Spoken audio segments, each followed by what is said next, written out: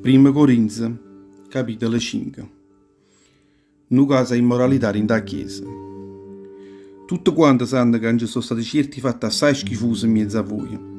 E ce ne sta uno che è diventato così zuzzoso che non si può leggere manco fra tutte le pavane. Uno di voi sta campando con la moglie rubata sua, che la stessa matreia sua, e voi vi state regnando pure a utanza. Ma visto per me ci regnere scorne, e va visto va rasa subito a quello che sta facendo una schifezza di questa. E beh, io come se fosse presente, con spirito vicino a voi, pure se con corpo mi sta arrasato a voi, io ho già condannato quello che ha fatto questa cosa così schifosa. E proprio per questo, riga a tutto quanto voi, quando venite in nome di Gesù Cristo, io sarò con spirito mio, avvicino a voi. E voi, con quella potenza che viene da Gesù Cristo, che è il Signore nostro, avete abbandonato in il potere Satanas, quello che ha fatto questa fedenzia. Perché chi sarà messo in smania Satanas, parannazione, e tutto corpo suo in da vita sua in coppa sta terra. Zina a quando lo spirito suo si metterà per a Dio, perché potesse essere salvato ogni giorno del giudizio. Evitate i cristiani cattivi.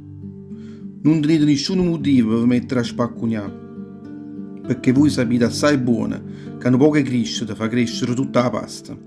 Luate subito a mezzo a voi che lo crescite vecchia che vi sta facendo guastare. Addiventate invece come la pasta nuova, come a chi pane, senza crescere la Pasqua. E voi, in pratica, già siete così perché Cristo, l'agnello nostro, è la Pasqua. È già stata sacrificata per noi. Facciamo perché sta festa di Pasqua senza che lo crescite vecchia, roba peccato, la schifezza. Se prima ci mettessero pane senza crescita, che è una fiore di purezza e verità. Va già scritto che non avete niente a che fare con quelli che campano rinda a questa schifezza.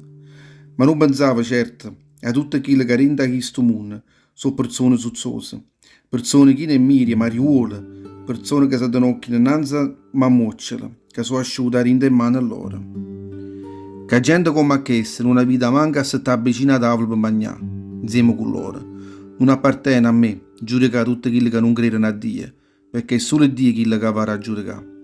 Voi invece avete a giudicare tutti quelli che fanno parte della chiesa vostra. Sta scritto in da Bibbia. Buttate fuori quello fedente che sta in mezzo a voi.